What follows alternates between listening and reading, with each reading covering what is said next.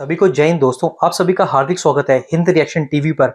आशा करता हूं कि आप सभी लोग बहुत अच्छे होंगे। तो आज हम आपके लिए एक लेटेस्ट, एक दमदार और एक बहुत ही इंटरेस्टिंग पब्लिक रिएक्शन लेकर आए हैं, जिसमें आप देखेंगे कि पाकिस्तान के मशहूर पत्रकार जो है, सीनियर जर्नलिस्ट हसन निसार साहब, जो कि भारत में भी काफी ज्यादा फेमस है, उन्होंने अब ये कहा है कि अगर प्रधानमंत्री मोदी तीसरी बार भी भारत के प्रधानमंत्री बनते हैं तो सबसे पहले वो पाकिस्तान का दौरा करेंगे। तो इस खबर को लेकर पूरे पाकिस्तान में खलबली मच चुकी है। तो चलिए इसी इंटरेस्टिंग मुद्दे पे देखते हैं पाकिस्तानी जनता की राय। तो ये वीडियो काफी इंटरेस्टिंग होगी, आपको बहुत कुछ जानने को मिलेगा और बहुत मजा आएगा। तो इसे अंत तक देखें और चैनल पे नहीं है तो चैनल को सब्सक्राइब कर दें, ताकि हम आपके लिए लेटेस्ट, इंटरेस्टिंग और दमदार वीडियोस लाते रहे। तो चलिए पहले ये वीडियो देखते हैं और अंत में इसके बारे में बात करेंगे। जय हिंद, जय भारत। मीडिया पे सियासी पंडितों के मुताबिक नरेंद्र मोदी अगर इलेक्शन जीते हैं तो वो पहला दौरा पाकिस्तान का करेंगे। और यही सेम क्वेश्चन जब पाकिस्तान के सीनियर जर्नलिस्ट हसन निसार से पूछा गया तो उन्होंने बोला कि अगर वो ऐसा करते हैं तो बहुत ही अच्छी और खुशाइन बात होगी। और साथ ही साथ उन्होंने नरेंद्र मोदी के हवाले से ये भी बोला कि अगर वो ऐसा करते हैं तो वो इस सदी के नेल्सन मंडेला होंगे। सियासी पंडितों ने ये पेशगोई की है कि मोदी दोबारा वजीर आजम बनते ही पहला दौरा पाकिस्तान का करेंगे। क्या आप समझते ऐसा होगा? याद रखना, तारीख साज शख्सियत हो सकती है सदी की, मोदी जैसे नेल्सन मंडेला टाइप अगर वो बंदा करे, चूंकि दुनिया की सबसे बड़ी जमहूरियत का वो चेहरा है। पाकिस्तानी पब्लिक इसके ऊपर क्या ओपिनियन रखती है? क्या समझते हैं कि इंडिया पाकिस्तान के रिलेशन इस तरीके से बेहतर हो सकते हैं या वैसे भी ओवरऑल रिलेशन बेहतर हो सकते हैं या नहीं, जानेंगे इस वीडियो में। और जो मेरी पर्सनल ओपिनियन है वो भी मैं आपको बताऊंगा। चलते हैं वीडियो की तरफ और मिलते हैं वीडियो के बाद। अस्सलाम वालेकुम। वालेकुम सलाम। आपका नाम? राना मुजाहिद। और आपका नाम? जुहैब। क्या करते हैं सर? मैं जर्नलिस्ट हूँ। जबरदस्त हो गया। और आप? मैं भी जर्नलिस्ट हूँ। आप भी जर्नलिस्ट हैं, बड़ी अच्छी बात है। Main stream media, social media या मेन स्ट्रीम मीडिया? फिर तो आपसे सीखने को भी मिलेगा आज की इस वीडियो में, गुफ्तगू में। और कुछ आपसे सवालात भी करेंगे, मीडिया के हवाले से भी करेंगे कि क्या पाकिस्तान में मीडिया अनबायस्ड है।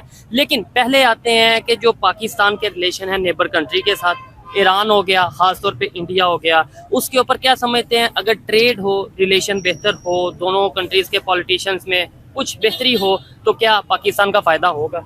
सबसे देखें बेहतरीन हाल है। कोई भी मुल्क तब तक तरक्की नहीं कर सकता जब तक वो किसी तो अपने हमसाया मुल्क के साथ तजारत नहीं करता। ठीक है। तो तजारत तो हमारे अंबिया कराम से लेके चलती आ रही है और तरक्की याफ्ता मुल्क ममालिक वही हैं जिन्होंने तजारत की है। तो हमारे अगर ईरान के साथ हमें तजारत करनी चाहिए। अगर इनलीगली तो वैसे भी हो रही है, स्मगलिंग हो रही है, अगर लीगली तरीके से किया जाए तो सबसे बेहतरीन हाल है। ठीक हो गया।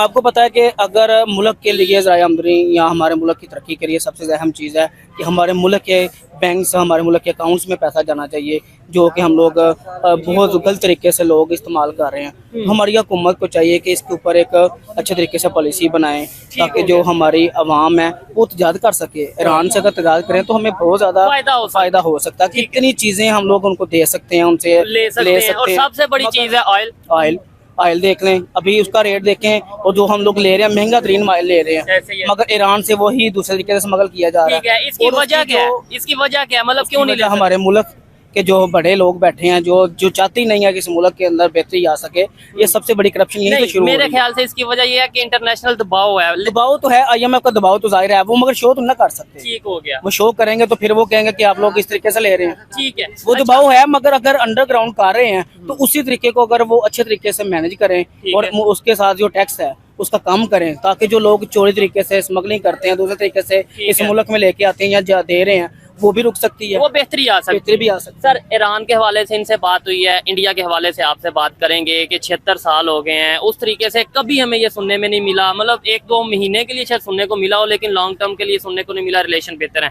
सबसे पहले तो ये बताइएगा, यहाँ के पॉलिटिशियन नहीं रिलेशन बेहतर कर रहे, वहाँ के पॉलिटिशियन नहीं बेहतर कर रहे, कौन नहीं बेहतर कर रहा? फिर उसके बाद इंडिया के साथ जो रिलेशंस है ना, वो आप पॉलिटिशियंस पे नहीं आप कर सकते। जो दो कौमी नजरिया या जिसे आप कह सकते हैं ना, जो कायदे आज़म ने जिस पर काम की थी, जो ट्रू नेशन थ्योरी थी, उसका बेसिक रीजन ये है कि वो हिंदुइज्म में जो है ना वो पीक पे चले जाते हैं मुसलमानों के खिलाफ। अच्छा। उसकी वजह से अगर आप कहना कि हम उनके साथ चल सकते हैं इंडिया के साथ, तो वो बड़ा मुश्किल है। आप ये कह सकते हैं कि हमें उनके साथ एक अच्छे नेबर की तरह ट्रेड करनी चाहिए, तो वो जरूर करनी चाहिए। तो ट्रेड में कौन पहल करेगा या कौन? देखें, ट्रेड हमारी तरफ से बंद हुई ना इमरान खान साहब के दौर में।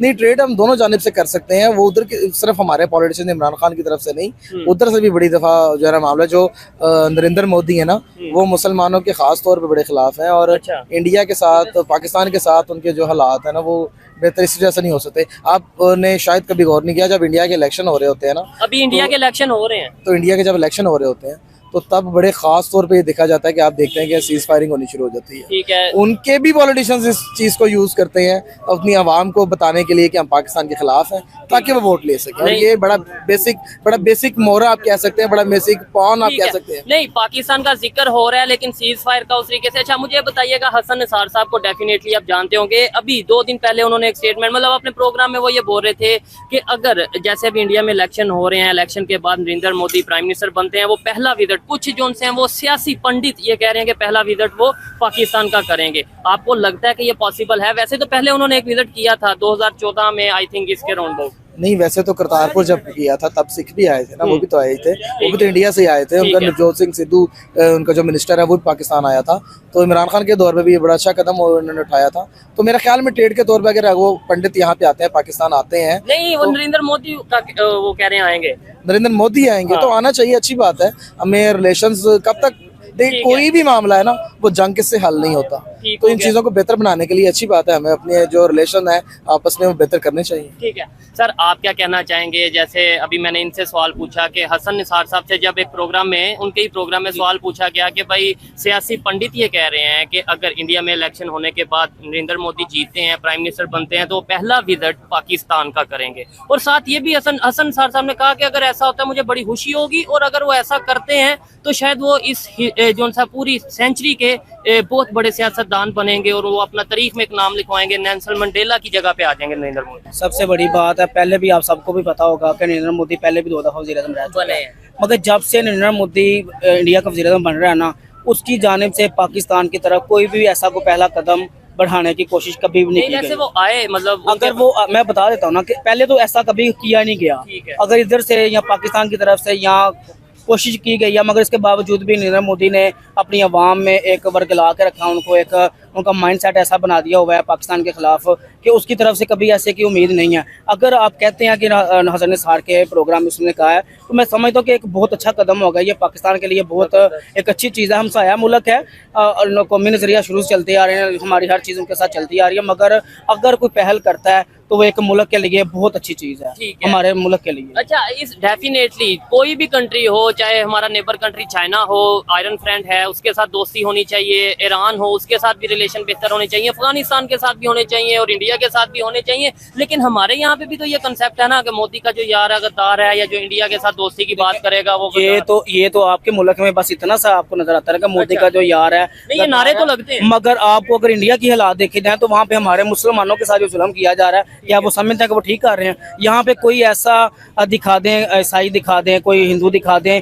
उनके साथ इस तरह की कोई कभी उनको उनकी इबादत में। वैसे आप जर्नलिस्ट हैं तो ये जड़ांवाला का वाकया आपको पता होगा, काफी ज्यादा चर्च को नुकसान पहुंचाया गया, उनके पूरे के पूरे इलाके को, क्रिश्चियन कम्युनिटी को। मगर उसके ऊपर देखें कि आपको पता होगा कि हमारी हुकूमत की तरफ से सख्त एक्शन लिया गया, जितने मुल्जमान थे उन्हें कैफे करतार तक पहुंचाया गया, चीफ जस्टिस साहब मौके पर पहुंचे, हमारे पुलिस ने, प्राइम मिनिस्टर ने, सब ने नोटिस लिए। मगर वहाँ पे अगर आज भी हमारे मुसलमान नमाज पढ़ते हैं रोड के ऊपर तो उनको वहाँ पे ठुड्डे मारे जाते हैं। मसाजिद वहाँ पे हमारी जो है उनको नुकसान पहुंचाने की कोशिश की जाती है। हमेशा उनकी तरफ से कोई ना कोई ऐसी चीज निकली है जिससे हमारे मुसलमानों को बहुत तकलीफ पहुंची है। सिंध के हिंदुओं के हवाले से बात करेंगे और उसके अलावा फिर जर्नलिज्म के हवाले से बात करेंगे, लेकिन देखने वाले जरूर बताइएगा कि जो ये भाई बात कर रहे हैं, एज ए जर्नलिस्ट बात कर रहे हैं, एज ए पब्लिक बात कर रहे हैं, उसके अंदर आप कितना एग्री करते हैं। अच्छा सर, मुझे ये बताएं कि जो चाइना के मुस्लिम हैं, ये भाई ने जैसे या आप बोल रहे हैं कि इंडिया में मुसलमानों पे बहुत जुल्म ये सब चीजें, लेकिन नहीं, इंडिया में हमें फिर भी कहीं बहुत सी एग्जाम्पल्स नजर आती हैं, जैसे उनके प्रेसिडेंट 3 दफा या 4 दफा आई थिंक वो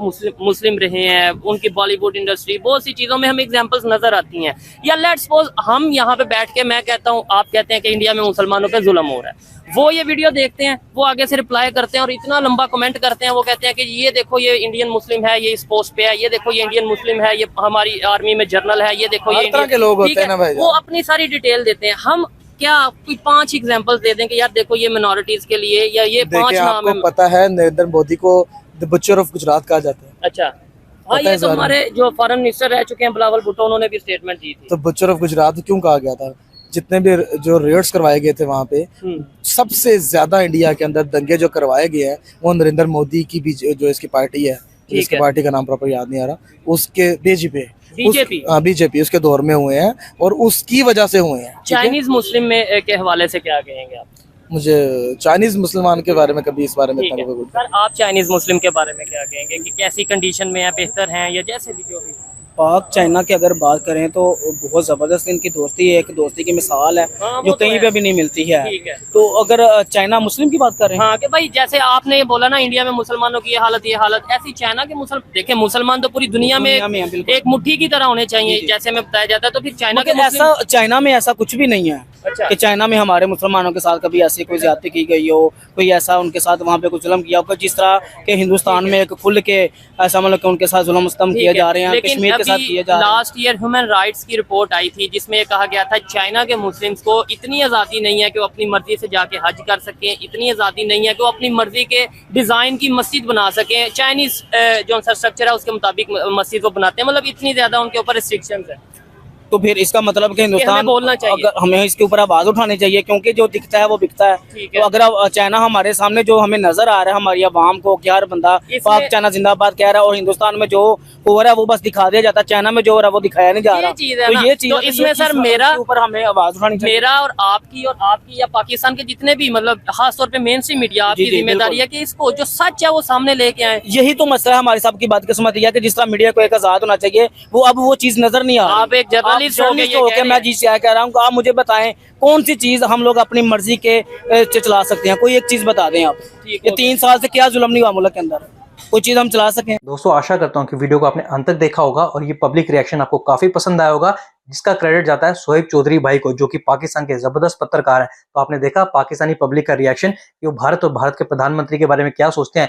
इवन कि हसन निसार साहब जो हमेशा क्रिटिक रहे हैं मोदी जी के, जो मोदी जी की बुराइयां करते रहे हैं, अब उन्होंने ये कहा है कि मोदी जी अगर प्रधानमंत्री बनते हैं और वो पाकिस्तान का दौरा करते हैं तो ये ऐतिहासिक होगा और वो इस सदी के नेल्सन मंडेला कहलाएंगे। तो इसके बारे में आपके क्या विचार हैं? आप अपने विचार हमें कमेंट सेक्शन में लिखकर जरूर बताएं और एक बार फिर चैनल पर नए हैं तो चैनल को सब्सक्राइब कर दें ताकि हम आपके लिए लेटेस्ट और इंटरेस्टिंग वीडियोस लाते रहें। और वीडियो पसंद आई है तो इसे लाइक और शेयर जरूर कर दें। तो चलिए फिर मिलेंगे ऐसी किसी इंटरेस्टिंग और दमदार वीडियो में, तब तक अपना ध्यान रखिए। जय हिंद, जय भारत।